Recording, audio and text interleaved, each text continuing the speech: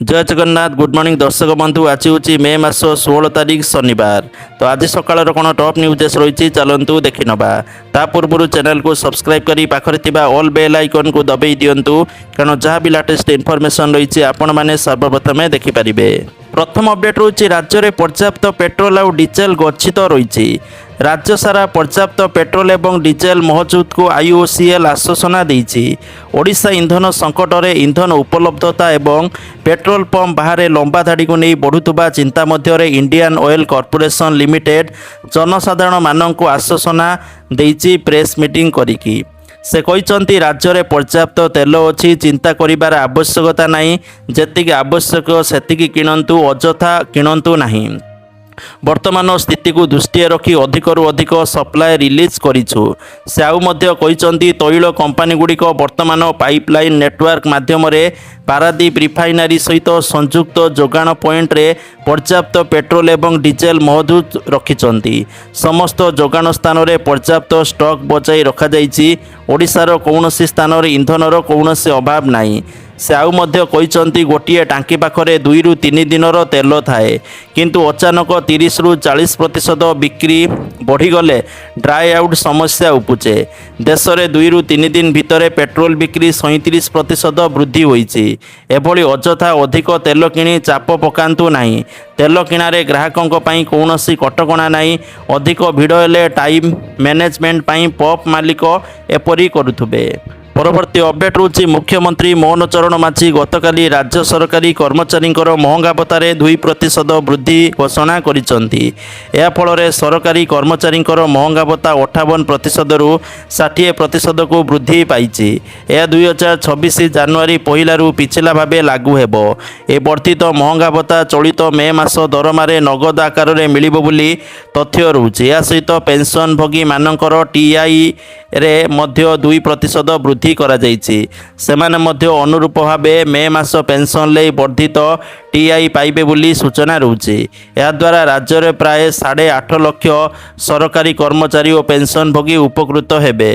परवर्ती अपडेट रही तेल संकट दे गति करुच्ची सारा देश। राज्यर विभिन्न पेट्रोल पंप रे पेट्रोल और डीजेल अभाव जो लोकंकर लंबा लाइन देवाको मिलिथिबा बेले गतकाली आंबुलांस रु तेल सरीजिबारु रोगी मृत्यु अभियोग घटना सामना को आसीछि। तेल सरीजिबा अभियोग को खंडन कले आंबुलांस मालिक। से कहते आंबुलांस रे तेल थिला किंतु यांत्रिक त्रुटि पाई आंबुलांस बंद हो जाइथिला। परवर्ती अपडेट रही नवरंगपुर कुख्यात गोरु माफिया शेख अजीज गिरफ।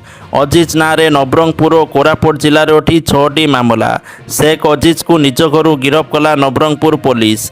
निकट में संपृक्त 2टी मामलें 150 गोरु उद्धार करिथिला पुलिस। परवर्ती अपडेट रही देश में पेट्रोल एवं डीजेल मूल्य वृद्धि पाई। पेट्रोल 3 टंका 14 पैसा, डीजेल 3 टंका 11 पैसा महंगा होइछि। सेहिपरि सीएनजी मूल्य किलोग्राम प्रति 2 टंका वृद्धि होइतिबा सूचना रही। परवर्ती अपडेट रही राज्य में पेट्रोल और डीजेल अभाव नहीं कहले जोगाण मंत्री कृष्णचंद्र पात्र। पर्याप्त परिमाणर तेल महजूद अच्छी कहले मंत्री। आतंकित होई तेल न किणवा को परामर्श देले मंत्री।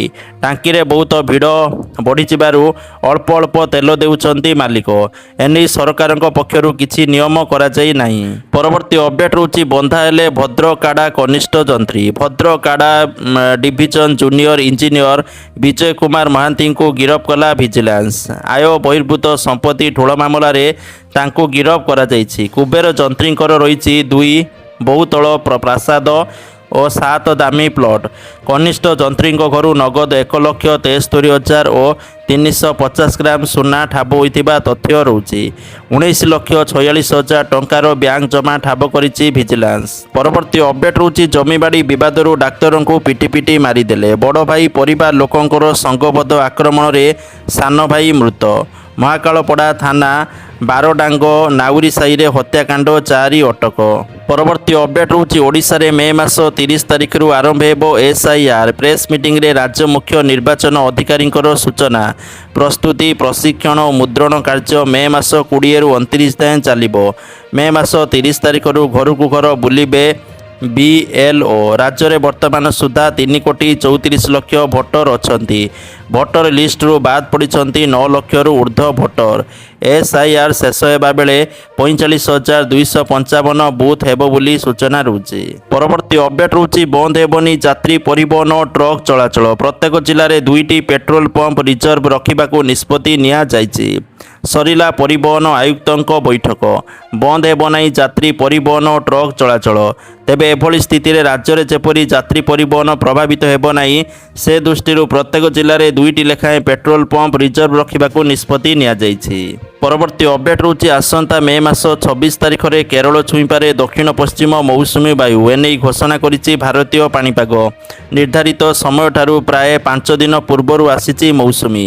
ସାଧାରଣତଃ ଜୁନ୍ ମାସ 1 ତାରିଖରେ କେରଳରେ ମୌସୁମୀ ବାୟୁ ପ୍ରବେଶ କରିଥାଏ, ଯାହା ଭାରତରେ ଜୁନ୍ରୁ ସେପ୍ଟେମ୍ବର ମାସ ପର୍ଯ୍ୟନ୍ତ ଚାଲୁଥିବା ଦକ୍ଷିଣ ପଶ୍ଚିମ ମୌସୁମୀ ଋତୁର ଆରମ୍ଭକୁ ସୂଚାଇଥାଏ।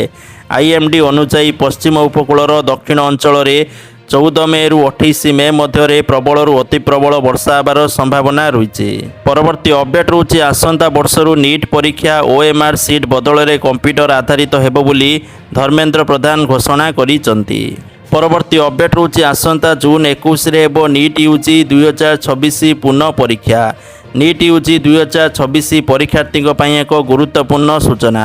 ନ୍ୟାସନାଲ୍ ଟେଷ୍ଟିଂ ଏଜେନ୍ସି ପକ୍ଷରୁ ନିଟ୍ UG 2026 ପୁନଃ ପରୀକ୍ଷା ପାଇଁ ତାରିଖ ଘୋଷଣା ହୋଇଛି, ତ ଯାହାକି ଆସନ୍ତା ଜୁନ୍ 21 ତାରିଖରେ ଏହି ପରୀକ୍ଷା ହେବ। ପରବର୍ତ୍ତୀ ଅପଡେଟ୍ ରହୁଛି ରାଜ୍ୟରେ ଆଗକୁ ତାତି ବଢ଼ିପାରେ। 2 ଦିନରେ ଦିନର ତାପମାତ୍ରା 2ରୁ 3 ଡିଗ୍ରୀ ବଢ଼ିବ ବୋଲି ପାଣିପାଗ ବିଭାଗ ପୂର୍ବାନୁମାନ କରିଥିବା ସୂଚନା ରହୁଛି। ବିଶେଷ କରି ଜିଲ୍ଲାଗୁଡ଼ିକ ରହୁଛି ବାଲେଶ୍ୱର, ମୟୂରଭଞ୍ଜ, କେନ୍ଦୁଝର, ଭଦ୍ରକ, ଯାଜପୁର, ଢେଙ୍କାନାଳରେ ଝଡ଼ ବର୍ଷାର ଆଶଙ୍କା ରହିଛି। 40ରୁ 50 କିଲୋମିଟର ବେଗରେ ପବନ ବହିବାର ସମ୍ଭାବନା ରହିଛି। 19 ତାରିଖ ପର୍ଯ୍ୟନ୍ତ କାଳବୈଶାଖୀ ବର୍ଷା ଲାଗି ରହିବ। ତାପରେ ପୁଣି ପାଗରେ ପରିବର୍ତ୍ତନ ହେବ, ଖରା ବୃଦ୍ଧି ପାଇବ। ପରବର୍ତ୍ତୀ ଅପଡେଟ୍ ରହୁଛି ସରକାରୀ ବାବୁଙ୍କୁ ପ୍ରଧାନମନ୍ତ୍ରୀଙ୍କର ଇକୋନୋମିକ୍ ସେଲ୍ଫ ଡିଫେନ୍ସ ମନ୍ତ୍ର। ଏଣିକି ନିଜ ଗାଡ଼ି ନୁହେଁ ବସ୍ ଓ ମେଟ୍ରୋରେ ଯିବେ ସରକାରୀ ଅଧିକାରୀ ବୋଲି ସୂଚନା ରହୁଛି। ପରବର୍ତ୍ତୀ ଅପଡେଟ୍ ରହୁଛି ଆସନ୍ତା ମେ ମାସ 18 ଓ 25 ତାରିଖରେ ମୁଖ୍ୟମନ୍ତ୍ରୀଙ୍କର ଜନ ଅଭିଯୋଗ ଶୁଣାଣି କାର୍ଯ୍ୟକ୍ରମ ବନ୍ଦ ରହିବ। ପ୍ରବଳ ଗ୍ରୀଷ୍ମ ପ୍ରବାହକୁ ଦୃଷ୍ଟିରେ ରଖି ଏହି ଜନଶୁଣାଣି କାର୍ଯ୍ୟକ୍ରମ ସ୍ଥଗିତ ରଖାଯିବା ନେଇ ନିଷ୍ପତ୍ତି ହୋଇଛି। ପରବର୍ତ୍ତୀ ଅପଡେଟ୍ ରହୁଛି ଏଣିକି ଗୋଟିଏ ଅଫିସରେ 3 ବର୍ଷରୁ ଅଧିକା ରହିପାରିବେନି କର୍ମଚାରୀ। 3 ବର୍ଷରୁ ଅଧିକ ରହିଲେ ବଦଳି କରାଯିବ। ମିଳିଥିବା ସୂଚନା ଅନୁସାରେ ରାଜସ୍ୱ ପ୍ରଶାସନ ଅଧୀନରେ କାର୍ଯ୍ୟରତ ମନ୍ତ୍ରାଳୟର କର୍ମଚାରୀ ଏବଂ କ୍ଷେତ୍ରସ୍ତରୀୟ କର୍ମଚାରୀଙ୍କର ବଦଳି ଓ ରୋଟେସନ୍ ପ୍ରକ୍ରିୟାକୁ କଡ଼ାକଡ଼ି ଭାବେ କାର୍ଯ୍ୟକାରୀ କରିବା ପାଇଁ ସମସ୍ତ ଜିଲ୍ଲାପାଳଙ୍କୁ ରାଜସ୍ୱ ବିପର୍ଯ୍ୟୟ ପରିଚାଳନା ବିଭାଗ ପକ୍ଷରୁ ନିର୍ଦ୍ଦେଶ ଜାରି କରାଯାଇଛି। ପରବର୍ତ୍ତୀ ଅପଡେଟ୍ ରହୁଛି ତେଲ ଭଣ୍ଡାର ଓ LPG ଯୋଗାଣ ନେଇ ଭାରତ UAE ମଧ୍ୟରେ ନୂଆ ବୁଝାମଣା ହୋଇଥିବା ସୂଚନା ରହୁଛି।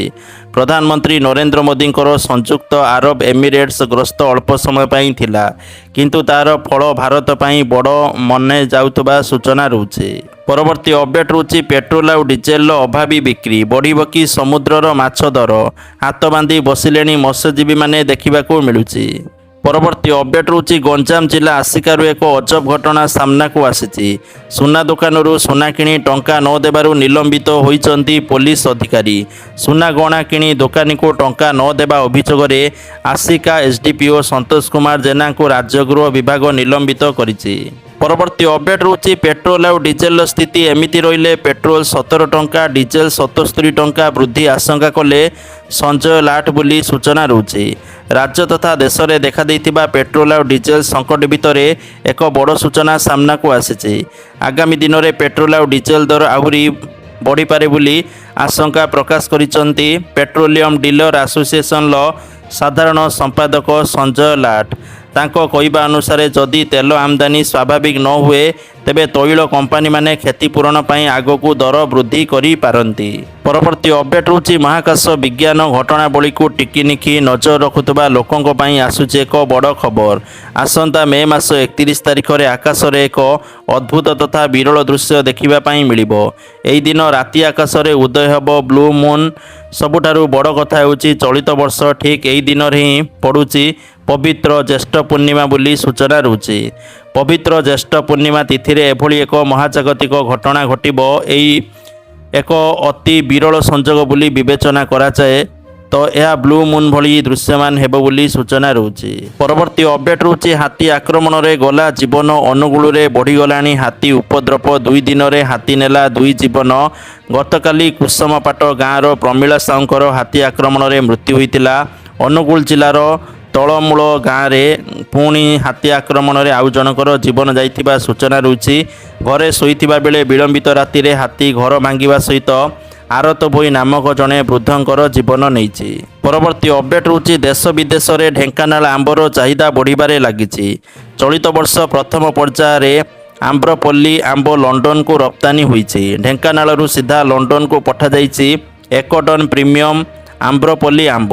ଚଳିତ ବର୍ଷ ଓଡ଼ିଶାରୁ ପ୍ରଥମ କରି ଢେଙ୍କାନାଳରୁ ଆମ୍ବ ବିଦେଶକୁ ପଠାଯାଇଥିବା ବେଳେ ଆଗକୁ ଟନ୍ ଟନ୍ ଆମ୍ବ ଅନ୍ୟ ଦେଶକୁ ମଧ୍ୟ ରପ୍ତାନି କରାଯିବା ନେଇ ଲକ୍ଷ୍ୟ ରଖାଯାଇଛି।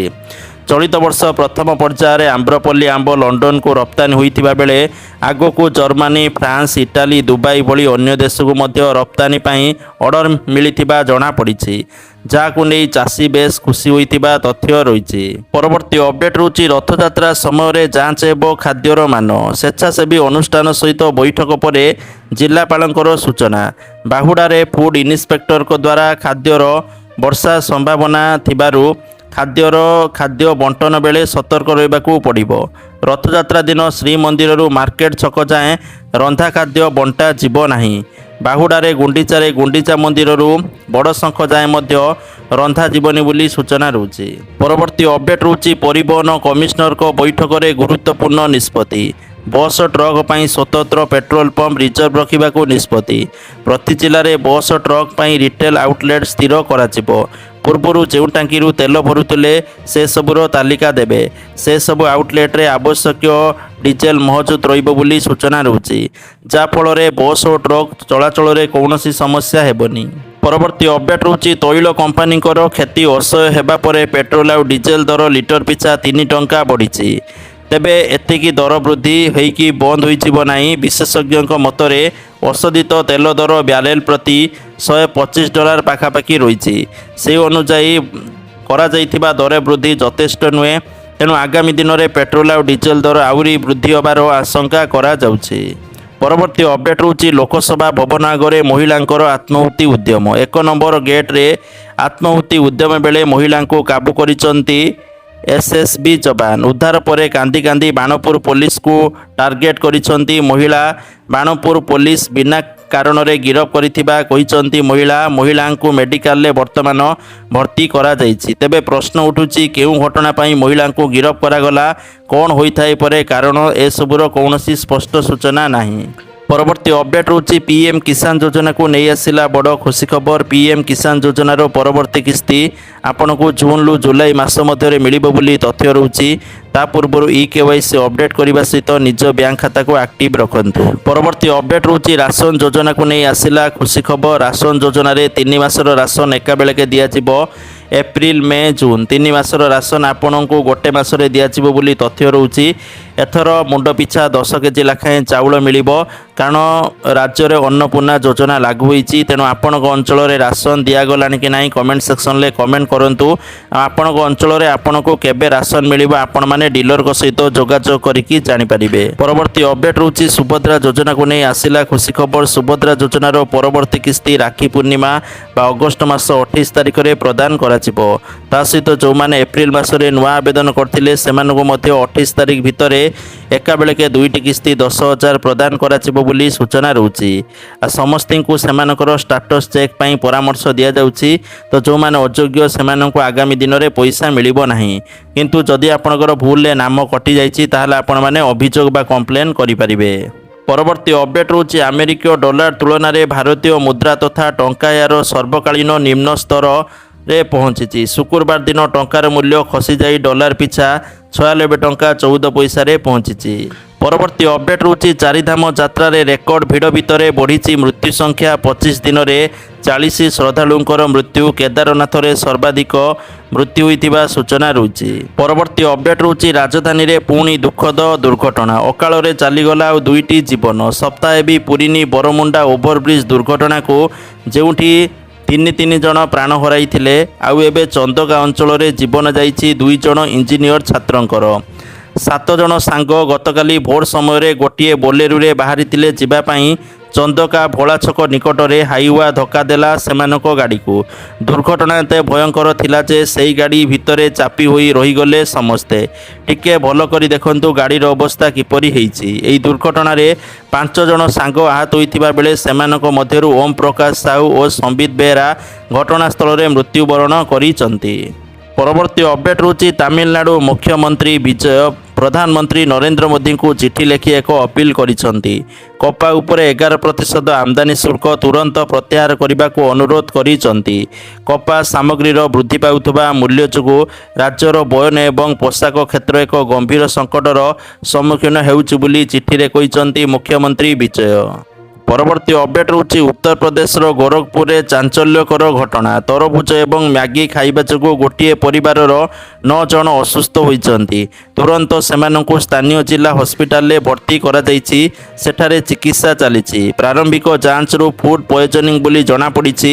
ତେବେ ଡାକ୍ତରଙ୍କ କହିବା ଅନୁଯାୟୀ ସେମାନଙ୍କର ଅବସ୍ଥା ସ୍ଥିର ଅଛି। ପରବର୍ତ୍ତୀ ଅପଡେଟ୍ ହେଉଛି ସୁନା ଦରକୁ ନେଇକି ଓଡ଼ିଶା ରାଜଧାନୀ ଭୁବନେଶ୍ୱରରେ ଆଜି 22 କ୍ୟାରେଟ୍ ସୁନା ମୂଲ୍ୟ 10 ଗ୍ରାମ ପ୍ରତି 1,44,750 ଟଙ୍କା ଥିବାବେଳେ 24 କ୍ୟାରେଟ୍ ସୁନା ମୂଲ୍ୟ 10 ଗ୍ରାମ ପ୍ରତି 1,57,910 ଟଙ୍କା ଥିବା ରେକର୍ଡ ହୋଇଛି। ରୂପା ଦର କେଜି ପିଛା 2,90,000 ଟଙ୍କାରେ ପହଞ୍ଚିଛି।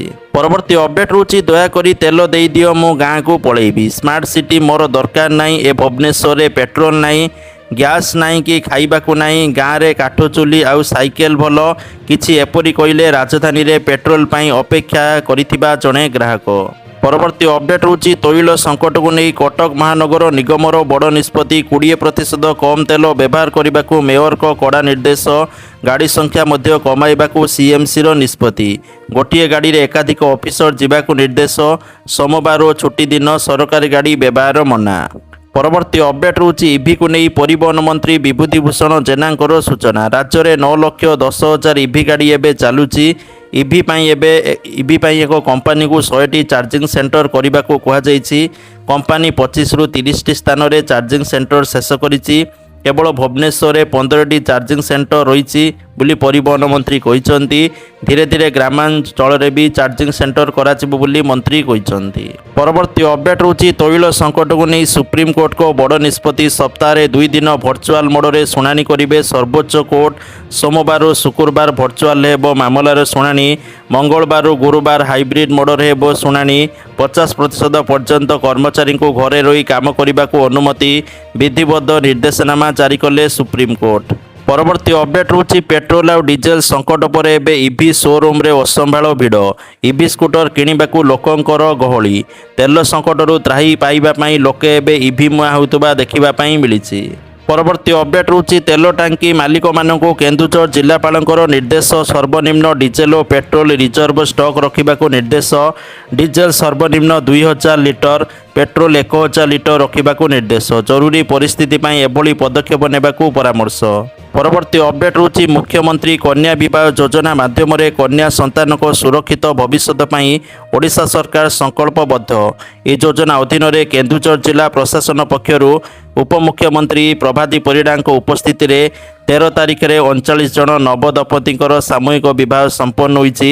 ଆଉ ନବଦମ୍ପତିଙ୍କ ବ୍ୟାଙ୍କ ଖାତାକୁ ସିଧାସଳଖ 45,000 ଟଙ୍କା ଲେଖାଏଁ ଟ୍ରାନ୍ସଫର ହୋଇଥିବା ସୂଚନା ରହିଛି। ପରବର୍ତ୍ତୀ ଅପଡେଟ୍ ହେଉଛି ଚାଷୀ ଭାଇଙ୍କ ପାଇଁ ଗୁରୁତ୍ୱପୂର୍ଣ୍ଣ ସୂଚନା। ଯେଉଁମାନେ ଏଗ୍ରିଷ୍ଟାକ୍ ପୋର୍ଟାଲରେ ପଞ୍ଜୀକରଣ କରିନାହାନ୍ତି ଜଲ୍ଦି କରିନିଅନ୍ତୁ। ଯଦି ଆପଣମାନେ PM କିଷାନ, CM କିଷାନ ବା ଯେକୌଣସି ଚାଷୀ ସହାୟତା ପାଉଛନ୍ତି ତାହେଲେ ପଞ୍ଜୀକରଣ କରନ୍ତୁ। ପଞ୍ଜୀକରଣ କରିବା ପାଇଁ ଆଧାର କାର୍ଡ଼, ଆଧାର ସଂଯୁକ୍ତ ମୋବାଇଲ ନମ୍ବର, ଜମିପଟା ନିଜ ନାମରେ ଥିବା ଆବଶ୍ୟକ। ତ ଯଦି ଜମିପଟା ନିଜ ନାଁରେ ନାହିଁ ତାହେଲେ ଆପଣଙ୍କର ତହସିଲ ଅଫିସ ଯାଇକି ଆପଣମାନେ ଉତ୍ତରାଧିକାରୀ ପ୍ରମାଣପତ୍ର ବା ଯଦି ଯାହାଙ୍କ ନାଁରେ ଜମି ଅଛି ଯଦି ସେ ମୃତ ତାହେଲେ ମୃତ୍ୟୁ ପ୍ରମାଣପତ୍ର ସହିତ ଯାଇକି ନିଜ ନାମରେ ଜମି କରନ୍ତୁ। କରିସାରିଲା ପରେ ଆପଣମାନେ ଜନସେବା କେନ୍ଦ୍ରରେ ନିହାତି ଭାବେ ଯାଇକି ପଞ୍ଜୀକରଣ କରିବେ। ଯଦି ପଞ୍ଜୀକରଣ ନ କରନ୍ତି ଆଗାମୀ ଦିନରେ ଆପଣଙ୍କୁ ପଇସା ପାଇବାରେ ଅସୁବିଧା ହୋଇପାରେ। ତେଣୁ ଚାଷୀ ଭାଇମାନେ ଯଦି ଭିଡ଼ିଓଟି ଦେଖୁଛନ୍ତି କାଇଣ୍ଡଲି ଜଲ୍ଦି ଏଗ୍ରିଷ୍ଟାକ୍ ପୋର୍ଟାଲରେ ପଞ୍ଜୀକରଣ କରିନିଅନ୍ତୁ। ତ ଯାହାକି ଆଜିକାର ଟପ୍ ନ୍ୟୁଜ୍ ଆସିଥିଲା। ଭିଡ଼ିଓ ଲାଇକ୍ କରନ୍ତୁ, ସେୟାର କରନ୍ତୁ। ଜୟ ଜଗନ୍ନାଥ।